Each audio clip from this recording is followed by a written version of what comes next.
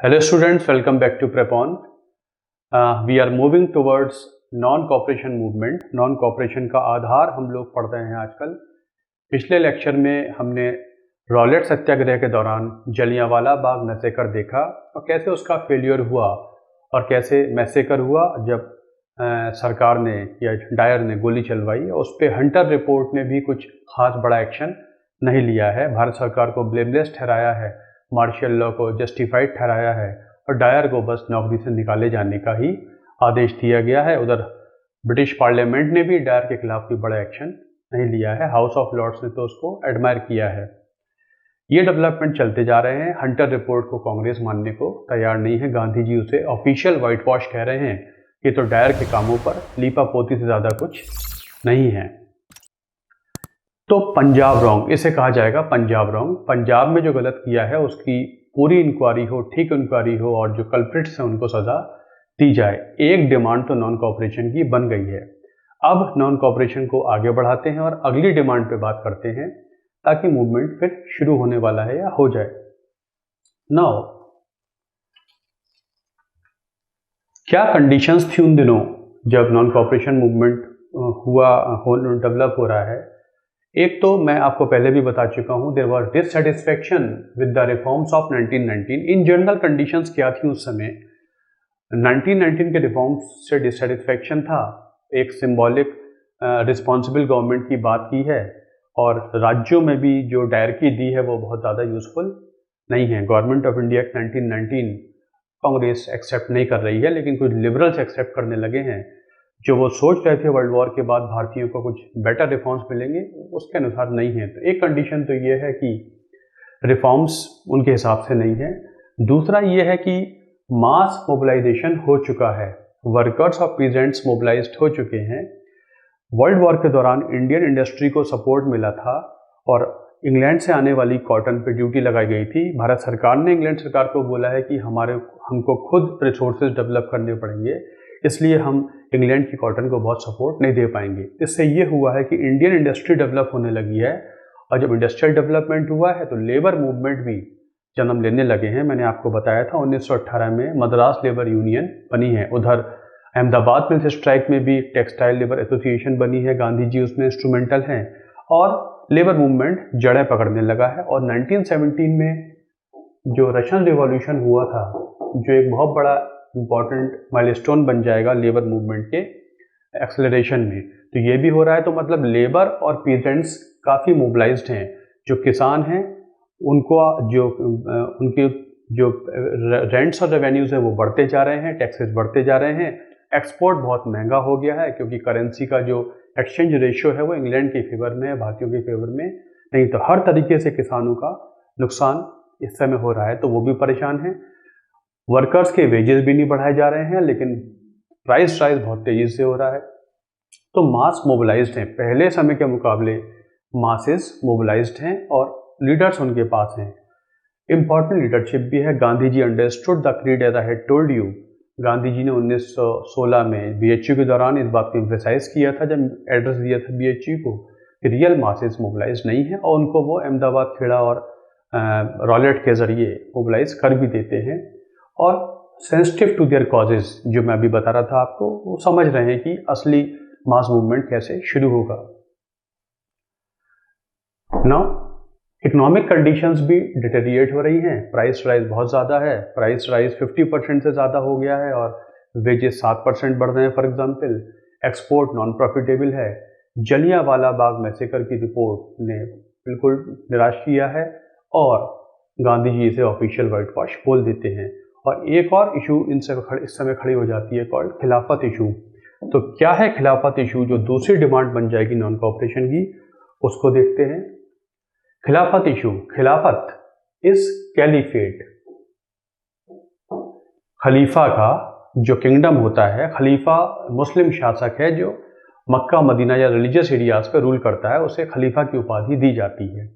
ये मुस्लिम्स दुनिया भर में कुछ मानते हैं कुछ नहीं मानते हैं। बहुत स्ट्रॉन्ग इंस्टीट्यूशन नहीं था, लेकिन जहाँ पर खलीफा रूल करता है उसे खिलाफत कहते हैं। तो खिलाफत इशू डेवलप हो जाती है। हुआ यह है कि फर्स्ट वर्ल्ड वॉर में टर्की का जो रूलर है वही खलीफा है इस समय और उसने जर्मनी के साथ फर्स्ट वर्ल्ड वॉर लड़ी है, जर्मनी की साइड से लड़ी है और ये लोग हार गए हैं, डिफीट हो गए हैं। तो जो इंग्लैंड, फ्रांस वगैरह जीती हुई पावर्स हैं, उन्होंने अनाउंसमेंट किया है कि जल्दी ही खिलाफत भंग कर दी जाएगी, उसे डिसमेंबर कर दिया जाएगा और उससे एरियाज ले लिए जाएंगे। इंडियन मुस्लिम्स खलीफा को अपना स्पिरिचुअल हेड मानते हैं।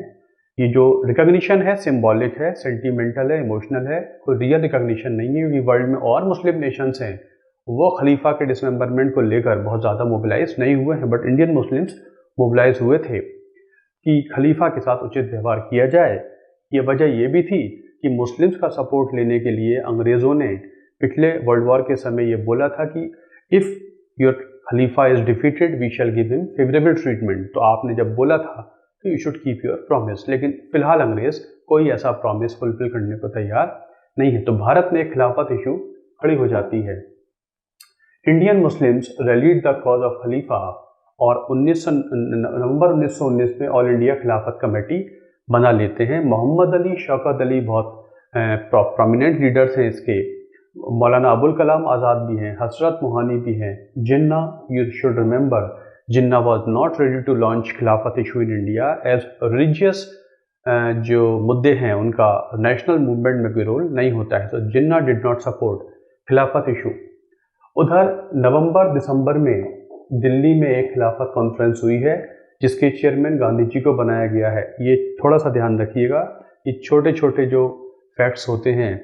Gandhi ji was made chairman of खिलाफत कॉन्फ्रेंस इन नवंबर दिसंबर। यहीं पर पहली बार नॉन कोऑपरेशन की कॉल दी गई थी।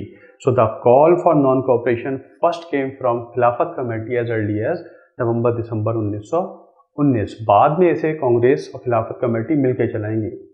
Gandhi ji rallied to the cause of खलीफा because for him Hindu Muslim unity is very very important. If हम मुस्लिम्स को सपोर्ट करेंगे तो ये हमारे लिए यूज़फुल होगा फ्रीडम स्ट्रगल के लिए। खलीफा के इंस्टीट्यूशन में उनका कोई विश्वास नहीं है, but he was in the favour of supporting Indian Muslims. और पर्पज़ ये था कि खलीफा के लिए फेवरेबल ट्रीटमेंट मिल जाए। आने वाले समय में नवंबर 1919 से लेकर जून 1920 तक काफ़ी एफर्ट्स किए जाते हैं। वायसराय से बात करने की कोशिश की जाती है, कोई फ़ायदा नहीं होता। इंग्लैंड भी डेलीगेशन भेजा गया है कि खलीफा के साथ उचित व्यवहार हो, वहाँ से भी कोई फ़ायदा नहीं हो पा रहा है। उधर मई 1920 तक आते आते टर्की के ऊपर जो ट्रीटी इम्पोज की गई थी उसका नाम था ट्रीटी ऑफ सेवरिस। वो पब्लिश हो गई है और खलीफा से उसके सारे एरियाज ले लिए गए हैं। ब्रिटेन और फ्रांस ने अपने अपने मैंडेट्स बना लिए हैं, मतलब पूरा खिलाफत का जो वर्ल्ड था वो अंग्रेज़ों ने, विनिंग पावर्स ने बांट लिया है प्रोटेक्टरेट के तौर पे या मैंडेट के तौर पे, और खलीफा के एरियाज उससे ले लिए गए हैं। इंडियन मुस्लिम्स कह रहे हैं कि खलीफा के पास इतने एरियाज ज़रूर रहने दिए जाएं ताकि वो मुस्लिम फेथ को डिफेंड कर पाए।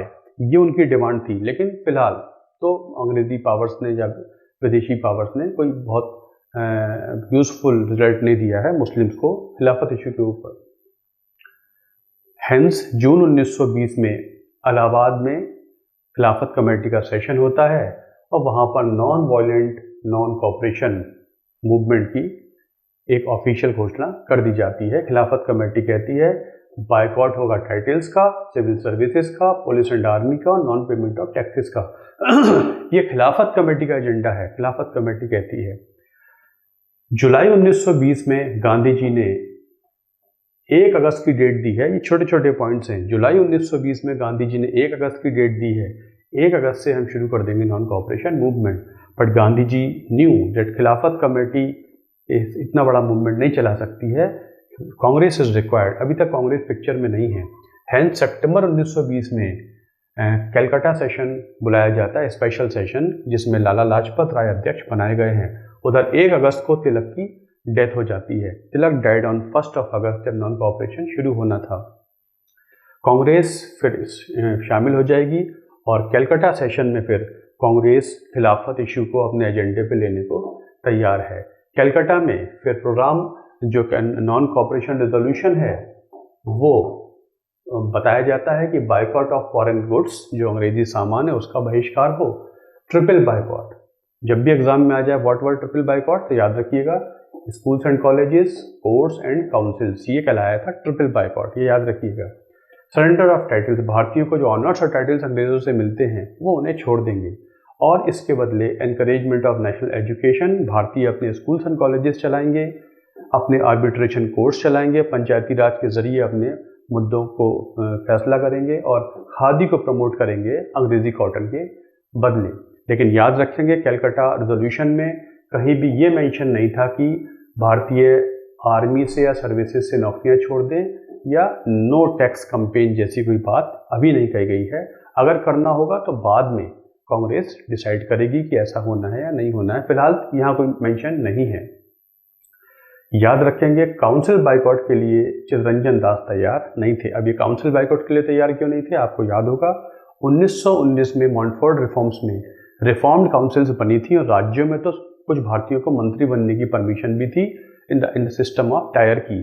तो CR दास कहते थे कि काउंसिल बाइकआउट को छोड़ दीजिए, बाकी बाइकआउट चलाइए बट काउंसिल बाइकआउट नहीं करिए। लेकिन दिसंबर तक आते आते काउंसिल इलेक्शंस हो चुके थे। कांग्रेस ने 1920 के जो इलेक्शंस थे, जो नए रिफॉर्म्स में हुए थे मॉन्टफोर्ड रिफॉर्म्स में, उनमें पार्टिसिपेट नहीं किया था। तो दिसंबर तक आते आते थोड़ा सा हालात बदल जाएंगे। दिसंबर 1920 में नागपुर सेशन हुआ है, एनुअल सेशन, और यहाँ पर नॉन कॉपरेशन रिजोल्यूशन मूव किया था CR दास ने। दिस इज लास्ट सितंबर में he was not in favour of, but now non cooperation resolution was moved by Chittaranjan Das, Deshbandhu Chittaranjan Das, the mentor of Subhash Chandra Bose. Nagpur में बोला गया है कि the aim of Congress is now the attainment of Swaraj by peaceful and legitimate means in place of constitutional means. Congress ने अपनी creed ही change कर दी है।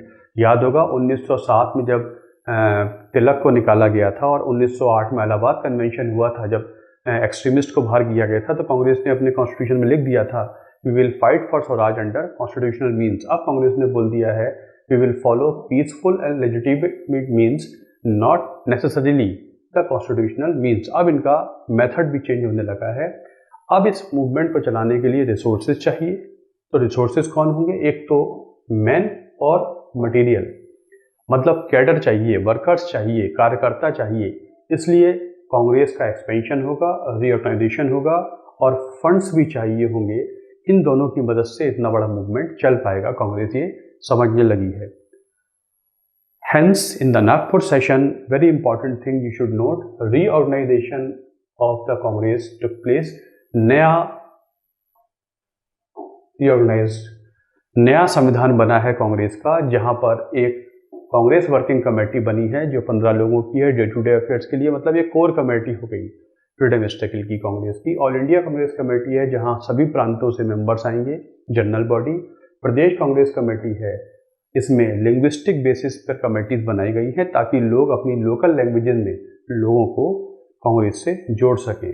Basic level committees, मोहल्ला कमेटी, डिस्ट्रिक्ट कमेटी, मतलब टॉप टू बॉटम कांग्रेस में डिफरेंट हायरार्की बना दी गई है, और मासेस के लिए कांग्रेस खोल दी गई है, और बहुत फीस कम कर दी गई है ताकि ज़्यादा से ज़्यादा लोग मेंबर बने, और 4 आना पर एनम की फीस दी जाएगी ताकि सभी लोग मेंबर बन जाएं, ज़्यादा से ज़्यादा फंड हमारे पास आए।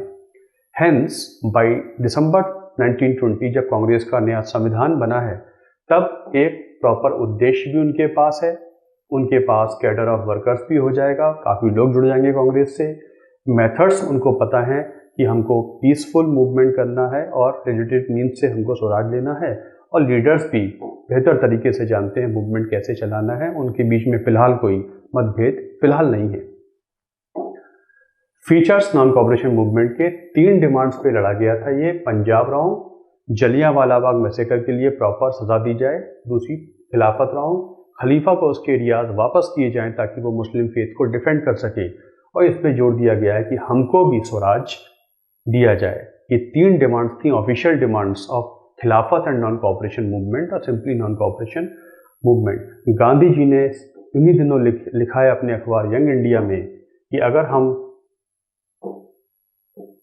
इस मूवमेंट को ठीक से फॉलो करेंगे, 1 साल में मिलेगा swaraj within 1 year. Gandhi ji is promising swaraj within 1 year through his newspaper, ऐसा लिखा है। अब नॉन कॉपरेशन में 2 तरीके के प्रोग्राम चले थे, negative program and positive program. Negative program का मतलब है बायकॉट, पॉजिटिव का मतलब है स्वदेशी। तो बायकॉट ऑफ ब्रिटिश गुड्स,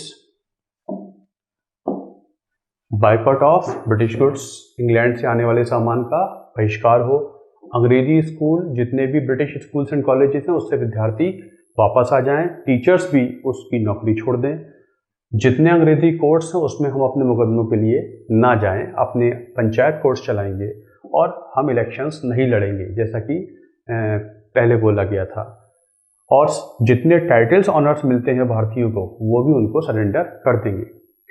आगे चल के यहाँ पर बोला गया है कि आगे चल के अगर ज़रूरत पड़ेगी तो नो टैक्स कैंपेन टेकअप किया जाएगा, ऐसा कांग्रेस लेटर ऑन तय कर सकती है अगर ज़रूरत पड़ेगी।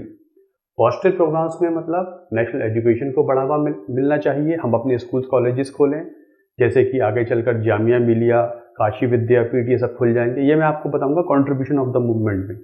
इसको बढ़ावा दिया जाए, तिलक स्वराज फंड ₹1 करोड़, 1 करोड़ का तिलक स्वराज फंड इकट्ठा होना चाहिए ताकि लोग मेंबर बने और हमारे पास अपने स्वदेशी प्रोग्राम्स को फंड करने के लिए पैसा आ जाए। हिंदू मुस्लिम यूनिटी पे बहुत एम्फेसिस दिया गया है। छुआछूत, removal of untouchability, Gandhi ji ने इस मूवमेंट में ही शुरुआत की है अपने हरिजन मूवमेंट की, ये पॉइंट भी एम्फेसाइज होता है। Removal of untouchability was one of the positive programs of what non cooperation movement.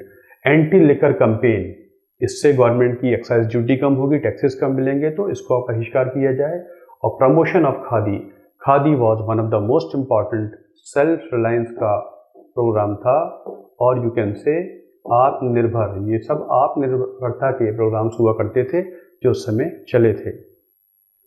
अब ये आपकी जानकारी के लिए है कि मूवमेंट का कोर्स कैसे चला, एग्जाम में ना भी आया लेकिन यहाँ से कुछ छोटे छोटे क्वेश्चन बन सकते हैं। जनवरी 1921 से लेकर मार्च 1921 तक बाइकॉट पे ज़्यादा बल रहा है, स्कूल्स एंड कॉलेजेस पे बाइकॉट रहा है, students and teachers left British schools and colleges. और प्रमोशन ऑफ खादी, तो पहले फेज में तो स्कूल्स कॉलेजेस का बाइकॉट और खादी के प्रमोशन पे बल रहा। दूसरे फेज में जो अप्रैल से जुलाई तक था, तिलक स्वराज फंड पे पूरे भारत में काम हुआ है, काफ़ी लोगों ने इसमें पैसे दिए हैं और 1 करोड़ से ज़्यादा पैसा इकट्ठा हो गया है। और स्पिनिंग व्हील, चरखा, ज़्यादा से ज़्यादा लोगों को चरखा बांटा जाए ताकि लोग कॉटन को स्पन करें। जुलाई के बाद बाइकॉट ऑफ फॉरेन गुड्स पे ज़्यादा फोकस हुआ है, जितना अंग्रेजी सामान है उसका बाइकॉट किया जाए और वो दुकानें जो फॉरेन सामान बेचती हैं उनका घेराव किया जाए। Boycott of visit of Prince of Wales, England का जो प्रिंस ऑफ वेल्स है वो नवंबर 1921 में भारत आया था, उसकी विजिट का हम लोग बाइकॉट करेंगे। दिसंबर 1921 तक आते आते जितने इंपॉर्टेंट लीडर्स थे सब अरेस्ट कर लिए गए हैं। उधर क्या हुआ है, जुलाई 1921 में मोहम्मद अली जो खिलाफत कमेटी के लीडर हैं उन्होंने बोला है कि मुस्लिम्स आर्मी पुलिस वगैरह से डिज़ाइन कर दें और इंडिपेंडेंस के लिए काम करना शुरू कर दें। इसको सेडिशन मानकर उनको जेल में भी डाल दिया गया है और कांग्रेस ने भी फिर इसे सपोर्ट करना शुरू किया है कि जो मोहम्मद अली ने कहा है वो बिल्कुल सही है। पूरे भारत में ये चीज़ें गूंजने लगी हैं। तो by December 1921 all the leaders, जितने प्रोमिनेंट लीडर्स थे, CR दास हो, मोतीलाल नेहरू हो, जवाहरलाल नेहरू हो, सब अरेस्ट कर लिए गए हैं except Gandhi ji. Gandhi ji was not touched by then. जब ऐसा होता है तो फिर दिसंबर 1921 में गांधी जी ने नो रेवेन्यू कैंपेन कंसीव किया है। और वजह क्या थी कि जो कर्व है, जो आप लोगों ने रोक लगा रखी है सिविल लिबर्टीज़ पर, इसको उठाया जाए, प्रेस फ्रीडम को रेस्टोर किया जाए, फ्रीडम टू एसोसिएशन को रेस्टोर किया जाए। मतलब सरकार ने काफ़ी सारे आदेश दे दिए हैं जिससे जो बेसिक लिबर्टीज़ हैं उस पर कर्व कर दिया गया है और जितने लीडर्स हैं इनको छोड़ा जाए। इस बिना पर, इस बेस पर गांधी जी ने कहा कि अगर नहीं करेंगे तो हम नो रेवेन्यू कैंपेन कर देंगे। ऐसे सोचते हुए उन्होंने फिर नो रेवेन्यू कैंपेन की बात की है और नो रेवेन्यू कैंपेन होगा बारदोली में, गुजरात के बारदोली में होगा no revenue campaign. Why did Gandhi ji choose Bardoli? Bardoli इसलिए चूज किया था उन्होंने कि नो रेवेन्यू कैंपेन का मतलब है कि टैक्सेस नहीं देंगे, है ना, हम लोग किसान टैक्सेस नहीं देंगे। ये रैयतवारी एरिया है। रैयतवारी एरिया में टैक्सेस गवर्नमेंट को दिए जाते थे, बीच में जमींदार वगैरह नहीं होते थे। मतलब यहाँ से यह समझना होगा गांधी जी किसी भी तरीके से मूवमेंट की यूनिटी को खतरे में नहीं डालना चाहते थे। वो क्लास यूनिफाइंग सिस्टम चाहते थे। मतलब ऐसा ना हो कि कैपिटलिस्ट और लेबर लड़ने लगे, हिंदू मुस्लिम लड़ने लगे या किसान या जमींदार लड़ने लगे। सबका सपोर्ट बहुत ज़रूरी है। इसलिए गांधी जी ने बारदोली का एरिया चुना है जहाँ पर सीधे अंग्रेजी सरकार को रेवेन्यू दिया जाता था। इसलिए उन्होंने कोई जमींदारी एरिया नहीं चुना था जहाँ पर फिर इंटरनल टसल हो जाती पीजेंट्स और इंडियन जमींदारों में। Hence he chose Bardoli. तो बारदोली में फरवरी के सेकेंड वीक में गांधी जी ने अनाउंस किया था कि होगा एक no revenue campaign and everybody should concentrate towards Bardoli. Bharat में ऐसा कुछ ना किया जाए जिससे बारदोली का नो रेवेन्यू कैंपेन डिस्टर्ब हो। तो बारदोली में एक नो रेवेन्यू कैंपेन चल रहा है, लेकिन 5 फरवरी 1922 को चौरी चौरा में वायलेंस हो जाती है। यूपी में गोरखपुर में चौरी चौरा थाने में वायलेंस हो जाती है जब कुछ लोग अपने लीडर को छुड़ाने के लिए थाने के सामने एकत्रित हुए हैं। कांग्रेस वॉलंटियर्स हैं, वो खड़े हुए हैं, लोकल लीडर को छुड़वाना चाहते हैं। पीसफुल असेंबली थी वो, लेकिन पुलिस वाले फायर करते हैं और रिटेलिएशन में उन लोगों ने भी फिर पुलिस थाने में आग लगा दी है। 22 policeman burned alive in this Chauri Chaura violence took place on 5 फरवरी 1922। एक हफ्ते के अंदर कांग्रेस वर्किंग कमेटी की मीटिंग होती है और पास हो जाता है बारदोली रिजोल्यूशन। बारदोली रिजोल्यूशन का मतलब है withdrawal of non cooperation movement. इसका मतलब है बारदोली रिजोल्यूशन का कोई संबंध है वो नॉन कोऑपरेशन मूवमेंट के विड्रॉवल से है। इस दिन कांग्रेस वापस ले लेती है non cooperation movement. Violence had taken place at Chauri Chaura.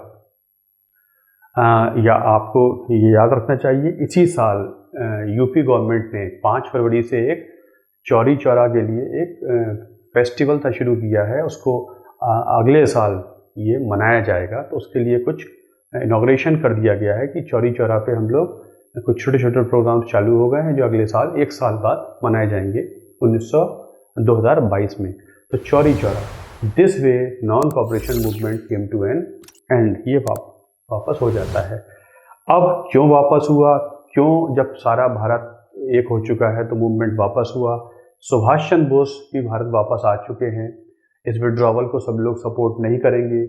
क्या सिग्निफिकेंस रहा नॉन कोऑपरेशन मूवमेंट का, किन लोगों ने इसमें पार्टिसिपेट किया, इसका कॉम्पोजिशन क्या था, इस सब के बारे में हम अगले लेक्चर में जानेंगे। तो that was first part of non cooperation movement.